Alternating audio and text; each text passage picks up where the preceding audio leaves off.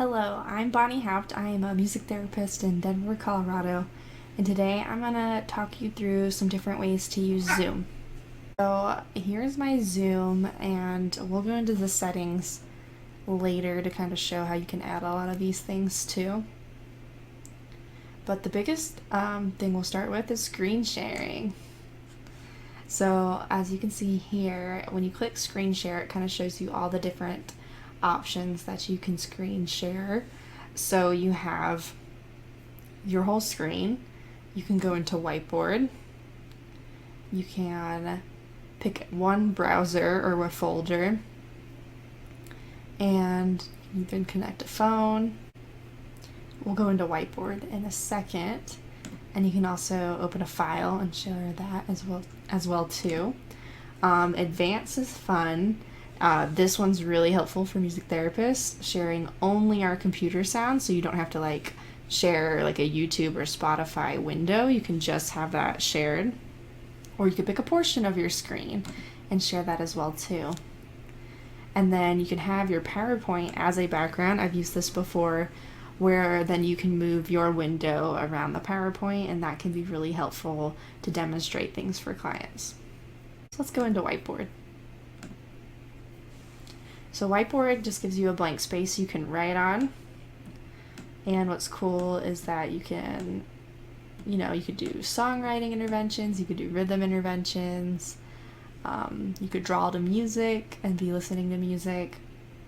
And so you can kind of annotate different concepts, like if you had a whiteboard, or like put a schedule up for the day. And there's a lot of different things here too. Text sometimes better when I need to write something out. And drawing has different shapes. There's some stamps that are useful. Spotlighting's fun because it gives you this little laser or a little arrow. And you can erase things, of course. You can change your color, the length of the line, the font size. And then you can also clear all the drawings. So one thing you can do in Zoom is you can give other people control too. So I've joined on another phone too to kind of show you how remote control works. So we are in the Whiteboard in screen share. And when you share your screen, you should be able to go up to your panel, and now you'll see remote control. So when you click it, you can auto accept all requests, or you can give a keyboard control to one person. So I gave the control to my other screen.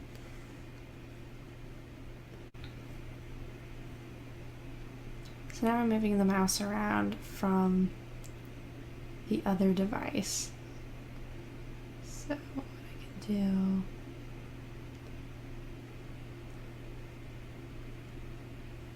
it's a little hard to control on my phone, I'll admit that for sure, so they might need a different kind of device than a phone. But I'm making these dots on the screen with my phone versus with me. So this would be somebody on a remote device. That is the gist of remote control. So you can click your mouse, you can go up here, and you can stop the remote control that other people have and kind of take control back. So this is me on my computer now. So yeah, there's a lot you can do. I think the hardest part about remote control is figuring out what device they have, because that was really difficult for me to do on my phone, where if I was on a computer and I've been on the receiving end of remote control, it's been a lot easier. So some devices, it might be easier for a client to maneuver than another, which is just something to really take into consideration when you're making those decisions about intervention ideas for your clients and whether remote control would be good or not. But then they can do songwriting, they could circle choices, there's so many different intervention ideas you can do just with that alone. So one more thing I wanted to show you with screen sharing is if you go to Advanced, PowerPoint as a virtual background, you can have the PowerPoint open before, then you can click on the PowerPoint and it becomes your background. Now I will Oh, this works okay. Okay, on a different computer, I needed a green screen, or it really didn't work as well, but actually I look great here. So that's awesome. And you can move me. So, haha, now I'm behind the drums. And so this is just really good for clients where, like, if you have a slide with information like this, that you need them to see it, and you, depending again on their device, like a phone, it's a lot harder to see everyone in the group than like a computer, where like it has that side panel.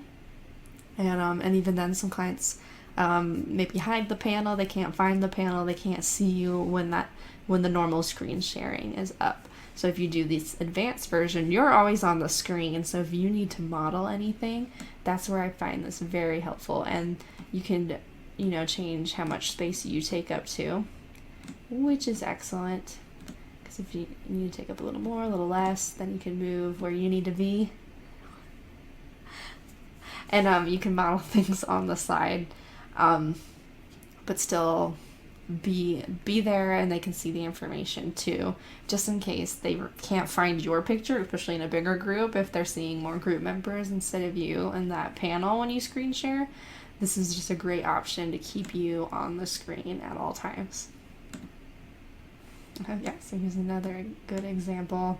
And then I can move me where I need to go, and then I could play these different rudiments and demonstrate them to a student or a client. So yeah, those are kind of the different ways to screen share, to show different things. And so the traditional PowerPoint would look more like this. And so you can see my little panel over here. Sometimes this gets hidden, or if there's a lot of people, you might not show up. So when you're in the slides, sometimes, this is fine and people will be able to see and model, but I do like the option how in the advanced I could make it bigger too if I need my model to be really big, and it's what everyone's going to see, because with this panel the order could be different for different clients. So screen sharing, annotating, remote control, those are three major ways to kind of come up with different intervention ideas or different way to present information in your online telehealth sessions. So that is my Zoom 101 on all things Zoom, and kind of the different ideas of to spark ways for your sessions as well too, of how you can utilize annotation, remote control, screen sharing to present visuals and interactive visuals as well too, for you and your clients. And then you could even like screen share Chrome Music Lab. How about I do that real quick? So I'm going to screen share Chrome Music Lab.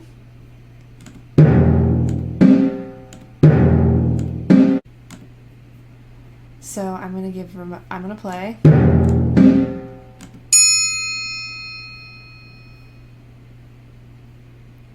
And I might need to make sure I'm sharing computer sound so everybody can hear.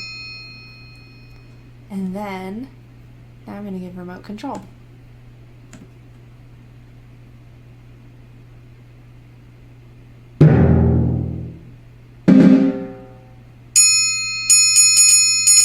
That's all from my phone. And so then you can have these different musical things up on your screen too, like Chrome Music Lab, different, you can have Soundtrap, and your clients should be able to get control and interact with you on these online kind of different music makers as well too. So let me pop up here and stop remote control. And now we're back. So those are all just kind of starting point ideas, but how to find them on Zoom, access them, and hopefully use this information to use Zoom with your clients.